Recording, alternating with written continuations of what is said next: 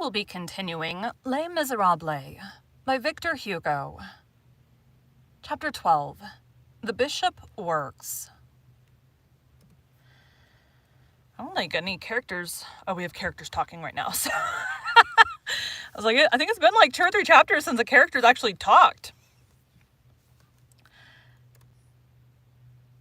The next morning at sunrise, Monsieur Bienvenu was strolling in his garden. Madame Magloire ran up to him in utter consternation. Madame Magloire and the bishop. I should think so. And I had agreed. I should think so. Monseigneur, Monseigneur, she exclaimed. Does your grace know where the basket of silver is? Yes, replied the bishop. Jesus, the Lord be blessed, she resumed. I did not know what had become of it. The bishop had just picked up the basket in a flower bed. He presented it to Madame Magloire. Here it is. Well, said she, nothing in it. And the silver? Ah, returned the bishop. So it is the silver which troubles you. I don't know where it is. Great. That came out weird. Great, good God, it is stolen. That man who was here last night has stolen it. In a twinkling, with all the vivacity of an alert old woman, Madame Magloire had rushed to the oratory, entered the alcove, and returned to the bishop. The bishop had just bent down and was sighing as he examined a plant of Cochlearia d'Escullions, which the basket had broken as it fell across the bed. He rose up at Madame Magloire's cry. Monseigneur, the man is gone. The silver has been stolen. As she uttered this exclamation, her eyes fell upon a corner of the garden where traces of the wall having been scaled were visible. The coping of the wall had been torn away.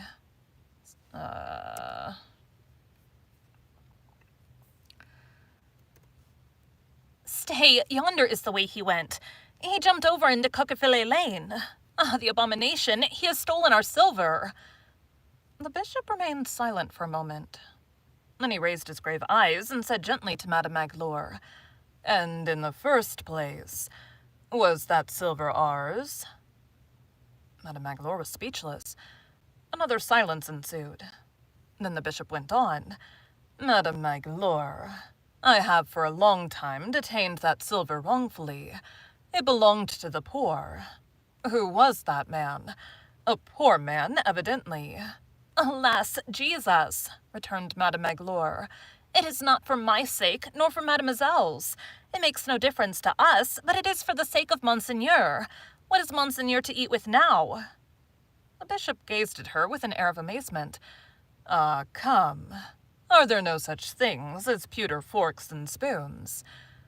Madame Magloire shrugged her shoulders. Pewter has an odor.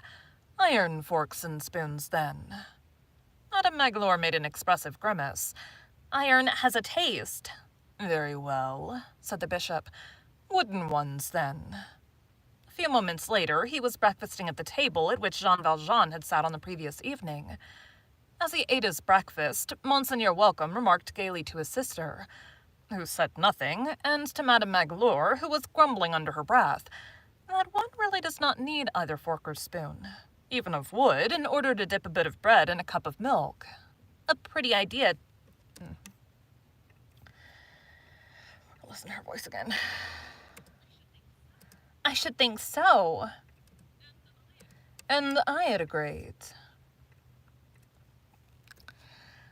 A pretty idea, truly, said Madame Magloire to herself, as she went and came, to take in a man like that, and to lodge him close to oneself, and how fortunate that he did not... And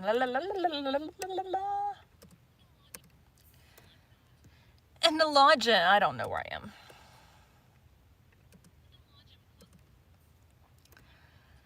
And to lodge him close to oneself, and how fortunate that he did nothing but steal. Ah, mon Dieu, it makes one shudder to think of it. As the brother and sister were about to rise from the table, there came a knock at the door. Come in, said the bishop. The door opened. A singular and violent group made its appearance on the threshold. 3 men were holding a 4th man by the collar. The 3 men were gendarmes. The other was Jean Valjean. A brigadier of gendarmes, who seemed to be in command of the group, was standing near the door. He entered and advanced to the bishop, making a military salute. Jean Valjean sounds like. Food and lodging. Very much crowded against it.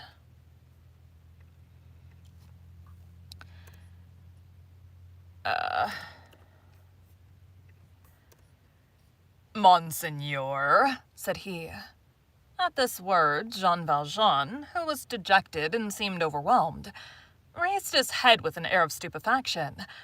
Monseigneur, he murmured. So he is not the curé. Oh, no.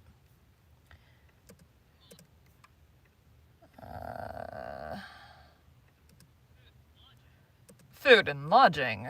Kind of a little more cocky. Monseigneur, he murmured. So he is not the curé? Silence, said the gendarme. He is Monseigneur the Bishop. In the meantime, Monseigneur Bienvenu had advanced as quickly as his great age permitted. Ah, here you are, he exclaimed, looking at Jean Valjean. I am glad to see you. Well, but how is this? I gave you the candlesticks too, which are of silver like the rest, and for which you can certainly get 200 francs. Why did you not carry them away with your forks and spoons?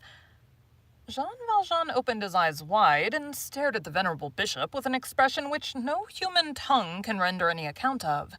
Monseigneur, said the brigadier of gendarmes. So what this man said is true, then. We came across him. He was walking like a man who's running away.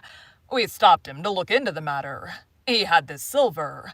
And he told you, interposed the bishop with a smile, that it had been given to him by a kind old fellow of a priest, with whom he had passed the night.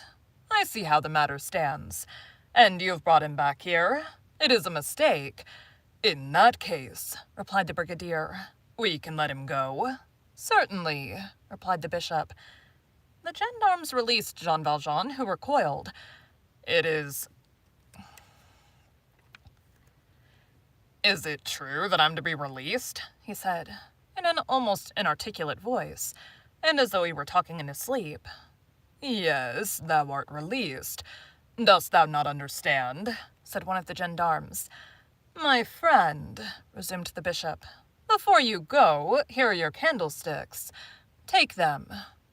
He stepped to the chimney-piece, took the 2 silver candlesticks, and brought them to Jean Valjean. The 2 women looked on without uttering a word, without a gesture, without a look which could disconcert the bishop. Jean Valjean was trembling in every limb. He took the 2 candlesticks mechanically and with a bewildered air. Now, said the bishop, go in peace. By the way, when you return, my friend, it is not necessary to pass through the garden. You can always enter and depart through the street door. It is never fastened with anything but a latch, either by day or by night. Then turning to the gendarmes, you may retire, gentlemen. The gendarmes retired. Jean Valjean was like a man on the point of fainting. The bishop drew near to him and said in a low voice, Do not forget. Never forget. Something made a noise. Do not forget. Never forget that you have promised to use this money in becoming an honest man. Jean Valjean, who had no recollection of ever having promised anything, remained speechless. The bishop had emphasized the words when he uttered them. He resumed with solemnity. Jean Valjean, my brother, you no longer belong to evil, but to good. It is your soul that I buy from you. I withdraw it from black thoughts and the spirit of perdition, and I give it to God. Thank you for joining Bite at a Time Books today, while we read a bite of one of your favorite classics. Again, my name is Bree Carlile, and I hope you come back tomorrow for the next bite of Les Miserables. Excuse me. Thanks, guys.